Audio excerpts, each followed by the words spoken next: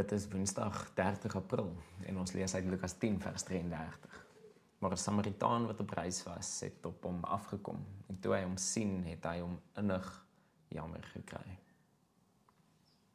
Wanneer ons op reis is dit dikwels met 'n spesifieke doel en tydlyn in gedagte. Dit was immers die Lewiet en die priester se verskonings. Hulle het iewers gehad om te wees en kon nie stop om te gee vir iemand in nood nie. Die Samaritaan het egter sy reis onderbreek en het grense oorgesteek wat niemand verwag het nie, om iemand in nood te help.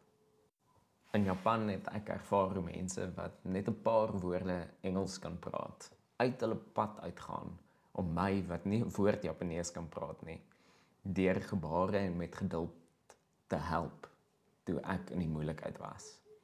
Ek kon nie anders as om te dink of ek dit ook vir ander sou doen nie. Wie is my naaste?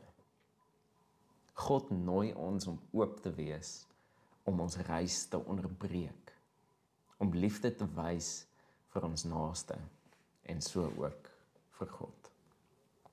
Paus Franciscus, wat onlangs oorlede is, het die volgende gesê: Openness to God makes us open towards the marginalized of this world and gives us the courage to leave the confines of our own security and comfort, to become bruised, hurting, and dirty as we joyfully approach the suffering other in a spirit of solidarity. Mag ons openheid tot God ons bereid maak om uit ons pad uit te gaan en ons reis te onderbreek om liefde te bewys aan ons naaste. Kom ons bid saam.